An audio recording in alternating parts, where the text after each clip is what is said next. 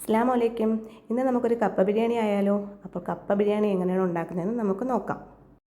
അതിനായിട്ട് നമുക്ക് കപ്പ ആദ്യം തന്നെ പൊളിച്ചെടുക്കാം. അത് കഴിഞ്ഞ് ചെറുതായി കൊത്തി അരിഞ്ഞെടുക്കണം. അതിനുശേഷം ഇത് കഴുകി നമുക്ക് വേവിക്കാൻ ആയിട്ട് വയ്ക്കാം. ഞാനിത് അടുപ്പിലാക്കി വെച്ചിട്ടുണ്ട്.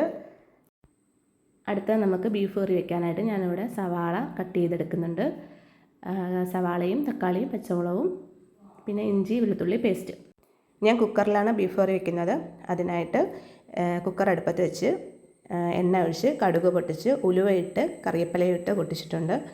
അതിലേക്ക് 4 സവാള, 2 തക്കാളി, 7 പച്ചമുളക് പിന്നെ ഇഞ്ചി വെളുത്തുള്ളി പേസ്റ്റ് ഇത് ഇട്ട് കൊടുത്ത് നന്നായി വഴറ്റിയെടുക്കുക. സവാള നന്നായി വാടിയതിന് ശേഷം അതിലോട്ട് തക്കാളി ഇട്ട് കൊടുക്കുക.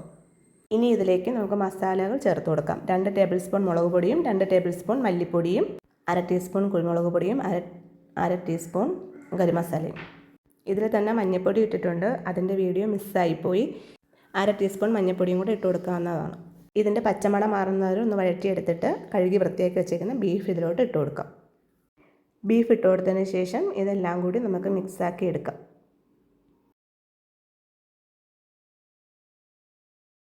ഇനി നമുക്ക് തേങ്ങ വറുത്തെടുക്കണം. അതിനായിട്ട് പാൻ വെച്ച് ചൂടാകുമ്പം ഓയിലൊഴിച്ച് കടുകിട്ട് അത് പൊട്ടി വരുമ്പോഴത്തേക്ക് കറിവേപ്പില ഇട്ട് കൊടുക്കാം. എന്നിട്ട് അതിലേക്ക് തേങ്ങ ഇട്ട് കൊടുക്കാം. തേങ്ങ ഇട്ടതിന് ശേഷം അതിൽ മസാലകൾ ഇട്ട് കൊടുക്കണം. 1 ടീസ്പൂൺ മുളക് പൊടി, 1 ടീസ്പൂൺ മല്ലിപ്പൊടി, 1/2 ടീസ്പൂൺ മഞ്ഞൾപ്പൊടി. എന്നിട്ടത് ഗോൾഡൻ കളറാവുന്നവരെ നന്നായിട്ട് വറുത്തെടുക്കാം. തേങ്ങ നന്നായിട്ട് വറുത്തെടുത്തിട്ടുണ്ട്. ബീഫ് കറി വേറൊരു പാത്രത്തിലോട്ട് മാറ്റിയിട്ടുണ്ട്. അതിൽ വേവിച്ച് വെച്ചേക്കുന്ന കപ്പ അതിലേക്ക് ആക്കി കൊടുക്കാം. അതിനുശേഷം വറുത്ത് വെച്ചേക്കുന്ന തേങ്ങ നമ്മൾ അതിലോട്ട് ഇട്ട് കൊടുത്തിട്ടുണ്ട്. ഇതെല്ലാം കൂടി നല്ലതുപോലെ ഒന്ന് ആവി കയറി വരുമ്പോഴത്തേക്ക് നമുക്ക് മിക്സാക്കി എടുക്കാവുന്നതാണ്. എന്നിട്ട് കപ്പ നല്ലതുപോലെ ഒന്ന് ഉടച്ച് മിക്സാക്കി എടുക്കണം.